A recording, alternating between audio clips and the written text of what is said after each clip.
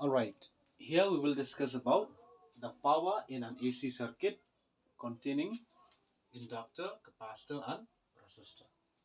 Okay, so let us say here that the instantaneous EMF is written as E equal E naught sine omega t plus phi, and the instantaneous current I is equals to I naught sine omega t. Okay, so therefore the instantaneous power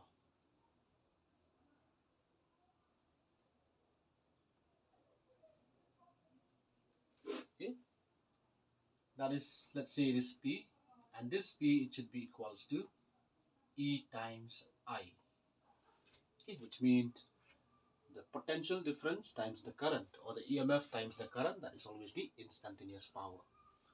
Or I can say P is equals to, instead of E I'll write E naught sine omega t plus phi times current, which means I naught sine omega t. Okay, next this is P equals E naught.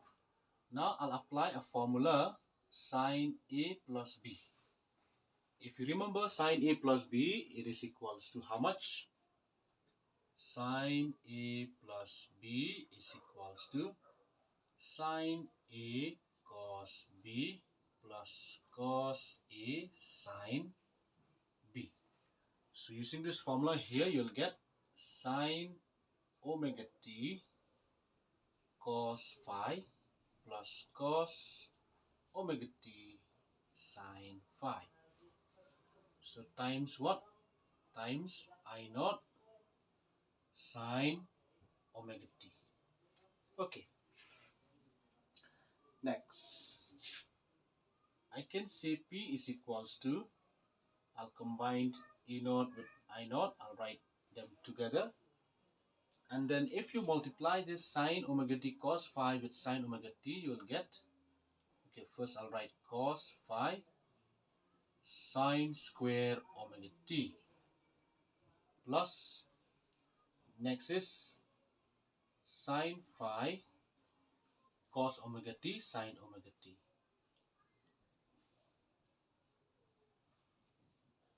Okay, so this is my instantaneous power.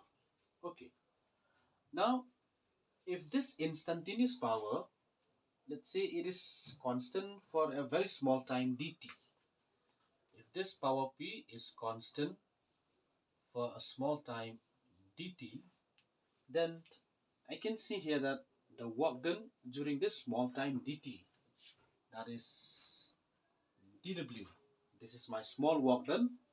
So this work done, as you know, it should be equals to P times dt. Or I can say small work done dw is equals to E naught I naught cos phi sine square omega t plus sine phi cos omega t sine omega t times dt.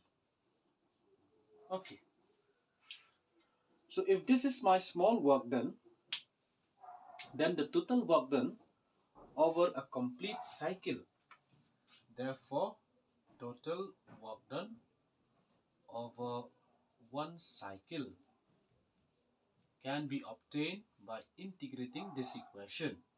So if you integrate dw, you will get w, and now you integrate this, okay, from 0 to capital T, because we know in one cycle the time is varying from 0 to capital T. So integrate this cos phi sine square omega t plus sine phi cos omega t sine omega t, okay, and then dt like this. Okay, or I can say w is equals to E naught I naught Now if you take in this first integration, taking common this cos phi, then you have to integrate from 0 to t sine square omega t times dt. Next, taking common this sine phi, okay, I will integrate from 0 to t of cos omega t sine omega t times dt. Okay, all right, so this is a bracket. Okay, I'll rub this part. So please do take a screenshot with you because I have a very little space in my whiteboard. So please remember, when I do the calculation, please try to take a screenshot so that you can understand it properly. Okay. Next, W is equals to E naught I naught cos phi. Okay. Now we have seen before that the integrations of sine square omega t dt, this integration is equals to capital T upon 2 plus, next we have sine phi. Next we have sine phi, and if you integrate these things here, then the answer comes out to be 0. Okay, so for the integration part, I think you can do it by, you can try it by yourself. In case if you cannot do, then just let me know. All right.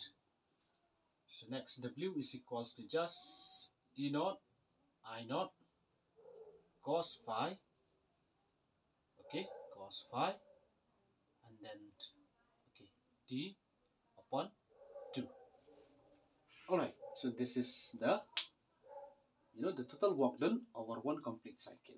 So if this is the total work done, then what is the average power over one complete cycle? Okay, so let us see here.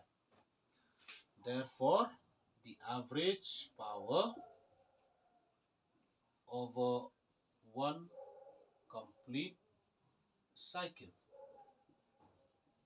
This average power, right, can be obtained, okay, by written in this way. Suppose this PAV is my average power. Then this average power, it should be the work done over one cycle divided by time to complete one cycle. Okay, I hope this is clear, because we know power is defined as work done upon time. So when I say average power, it means the work done over one complete divided by time to complete one cycle. So this average power here is equals to, what is the work done over one cycle? That work done is equals to E naught I naught cos phi into T upon 2. And when you divide with the time to complete one cycle is T. So now this T and T cancel. So you will have average power here equals to E naught upon root 2 times I naught upon root 2 times cos phi. Okay, so I have just modified this equation a little bit, because this root 2 into root 2, again you'll get back 2. Now this is E naught I naught, so I'm writing in this way, and this is cos phi. Okay, so why do I split like this? Because I knew that this E naught upon root 2 is equals to EV, and similarly I naught upon root 2 is equals to IV times cos phi. Okay, so if you remember, this EV and IV, they are what? The root mean square values. Okay, so this is my average power over one complete cycle in an AC circuit that contains inductor, capacitor and resistors. Okay, now this average power, this product here, EV times IV, potential times current, this is also a power, but this power, because it happens because of the peak value, of the root mean square value, so I'll call this power as the apparent apparent power times cos phi. Okay, what is apparent power? This apparent power is equivalent to EV times IV. Okay, so therefore, this is the next equation I can see for the average power. Okay, now if you take cos phi from this equation, you will get cos phi is equals to average power upon apparent power. And this cos phi here, it is known as the power factor. Power factor. So what is a power factor? A power factor is defined as the ratio between the average power and the apparent power. Okay. Alright. So now we will see other special cases. Special cases. Number 1. Okay. When the circuit or yes, when the circuit is containing only resistor, that means when the circuit is purely resistive. When the circuit is purely resistive. Okay, so we know for a resistive circuit, this angle phi is equals to 0 degree. Okay, that means there is no phase difference between the potential and the current. So phi is 0. So when phi is 0, then look at this equation. You will get cos phi. Okay, cos phi means cos 0. So cos 0 is equals to 1. So then I can see here that for a purely resistive circuit, the power factor, because this cos phi is known as what? Power factor. So the power factor for a purely resistive circuit is equals to 1. Okay. Now, case number 2. When the circuit is purely